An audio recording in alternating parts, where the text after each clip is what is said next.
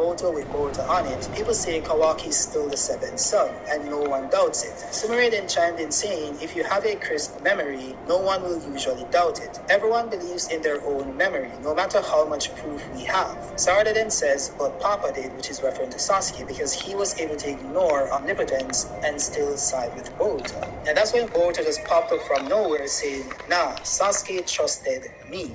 Doubting his own memories, he used his life to save me, and also for you, Sarda. So this part is very important, and I think a lot of people miss this. But what Boruto is saying here is that Sasuke's situation is different from Amado's. Sasuke didn't just see contradictions, physical contradictions, and then was like, oh, okay, this doesn't make sense, and now I'm just going to ignore omnipotence. No, he changed his mind based on his feelings for Sarda and Boruto. That's what happened. So something doesn't make sense about omnipotence not overwriting Amado's doubts. That should happen unless he has some emotional connection.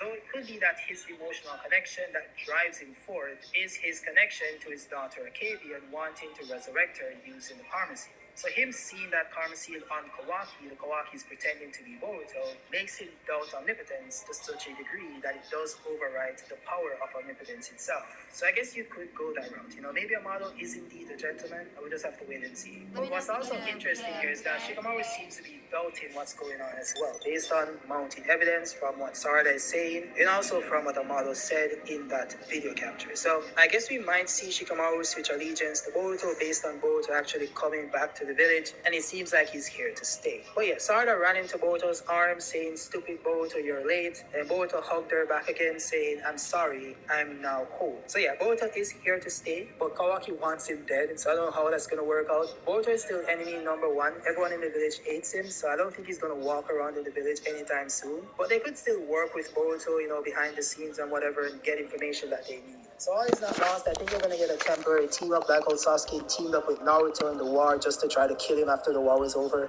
So I think that might happen here as well. But yeah, the chapter itself was really, really good. We got some new information. I have some videos coming out on what happened in this specific chapter, which I mentioned before, so look out for those videos. Let me know your thoughts on the chapter itself. Do you think it's a 9 out of 10, an 8 out of 10, or a 7? I don't think you can honestly go lower than a 7, okay? But if you want to, it's your prerogative. I don't think it's honest, but it is what it is. But yeah, give me your thoughts on the power scaling and this new 10 Tails enemy. I'll see you guys on the next video. Peace out.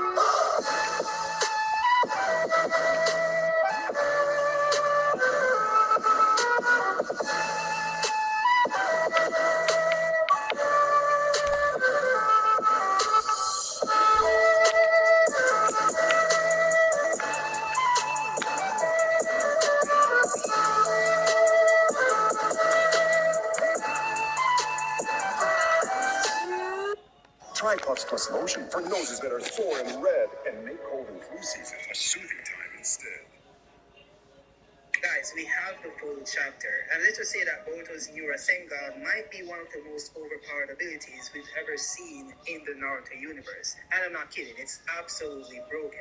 Not only that, we also have the possible return of a popular character due to a certain ability Boruto used later on in this chapter. But it doesn't even end there, because I've debunked Sasuke being dead due to something that was also revealed in the end portion of this chapter. But before we get to that point, of course, we're going to start from the top. So as you know, chapter 2 of Boruto 2 Blue Vortex left off with Boruto revealing a brand new Rasengan called Rasengan Uzuiko. And that's pretty much where this new chapter picked up. So we first see that Code is observing Boruto using this new technique, and he repeats the name Rasengan Uzuiko because it seems to be something new to Code as well. Now we see that Boruto is walking towards Code in a very slow manner. So he then says to himself, is it the vanishing Rasengan? He's good at it. Then he says, no, it's something different. That's an invisible technique that can only attack from a distance, which of course is referring to the vanishing Rasengan. He then says that it's useless if it's not an ambush. It's strange for him to approach brazenly. Now, this is somewhat untrue because you've seen Boruto use the Vanishing Rasengan in close quarter combat already.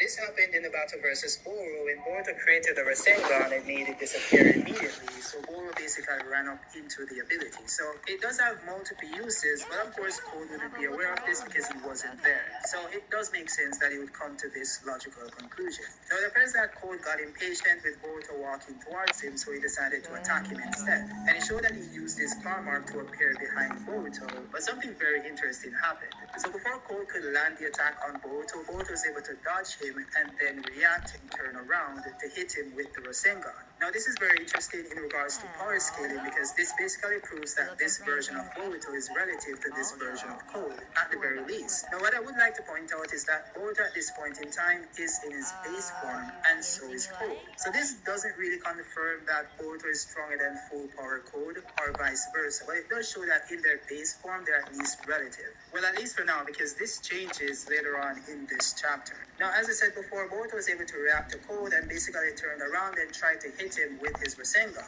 But Code then reacted to Boruto as well and grabbed it by his arm. And this part is very interesting because you see that Code tried to attack Boruto again, but Boruto was able to block him using his katana. And that's when Code decided to activate his Karma Seal. There we see Code say, "You seem to have a lot of confidence in that technique. Too bad. It's futile if it doesn't hit." And then Boruto said, "I told you, it's easy to kill you. In fact, it's already half done."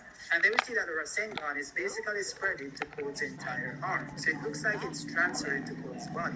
And that's when Code says, "What the hell is this, Boruto?" Then Boruto replied saying, "I'll say this one more time, Code. This is your last warning.